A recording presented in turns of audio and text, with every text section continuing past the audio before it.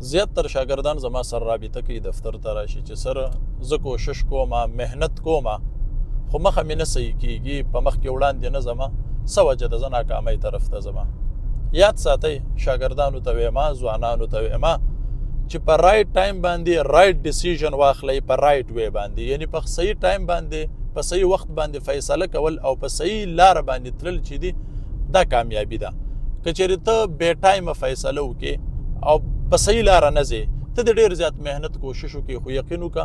همدغه ناکامي به یې په مستقبل کې به هم ناکامه یې او کرنټلی په دې حالاتو کې به هم ته ناکامه یې. اوس زموږ ذهن کې دا خبره هم راځي چې یار زه په صحیح ټایم باندې څنګه فیصله وکړم صحیح ټایم څه دی څنګه به صحیح لاره باندې زه سټارټ واخلم. هغه ځوانان کوم چې سبقونه وایي یاد ساتئ سبق پرېښودل دا سوچ ختم کوي. سبق به پرېږدئ نه خپل سبقونه به وایې که ته میټریک کې که ته FSC کې ایون که ته ماسټر طرف ته ځې خپل سبق جاري ساته. د دې سره ته سکلز زده کړه. سکل څه ته وایي یعنی CCTV کیمرا د دې انسټالیشن زده کړه په کوم ځای کې به زده کړې دا رایټ ټایم دی. کیمرو والا دکان ته لاړ شه دغه سره یوه نیمه میاشت واړوله او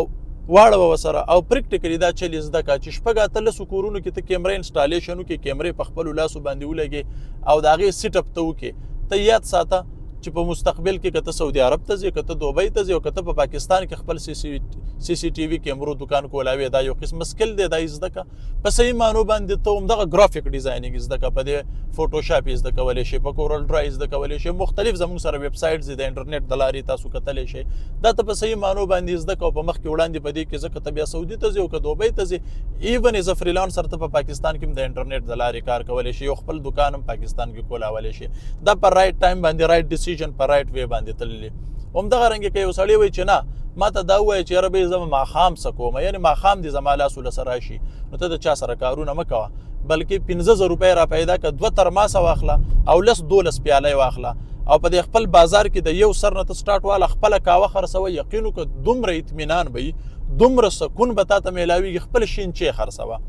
دا چې تا خرڅوله د خلکو سره دی جی جانم جوړیږي د خلکو سره دی ګپ شپ هم په هغې باندې جوړیږي آیډیا ستا ذهن ته راځي چې یاره مخکې ما ته نور څه کول پکار دي. داسې ډېر ځوانان دي تاسو یې کتلی شئ خپل دوکان هم هغه کولاولی شي که هغه د کاوې وي که هغه د چای وي صحیح ده په دغه ځای کې بیا دغه تعلق سیوا کېږي دې ته وایي خپل بزنس. همدغه رنګې زه به تاسو ته ووایم چې دا کوم ځوانان دي تاسو چې کوم سبقونه وایئ FSC دا وغیره تاسو سبقونه وایئ یا په مخ کې وړاندې جاري وساتئ سبق به نه پرېږدئ.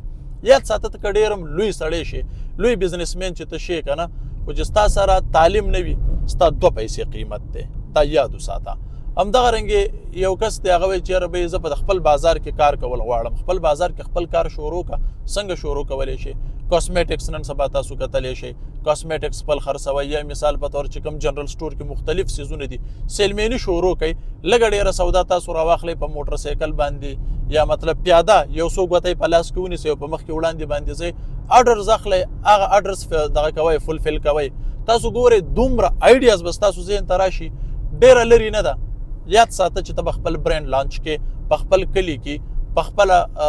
خلک به دې پیژني خلک به بیا تا په خپل نوم نه پیژني بلکې ستا په برانډ باندې به خلک تا پیژني خو کوي به یې څوک دا په رایټ ټایم باندې رایټ ډیسیژن په رایټ وی باندې اخیستل دي. نو چې ته بې ټایمه فیصله وکړې او بې ټایمه ته یو کار شروع کړې کار چې شروع کړې ستا هغه لاره هم غلطه وي نو دا خو ظاهره خبره ده په دې کې خو هېڅ خبرې ته او هېڅ سوچ ته څه ضرورت نشته چې ته به ناکامه کېږې. او یاد ساتئ چې یو سړی په غلطه لاره باندې روان وي رایټ ټایم باندې رایټ ډیسیژن نه یې اخیستی بار زه تاسو ته وایم خو ته به خپل کار صحیح کې په قسمت به هم نه وراچې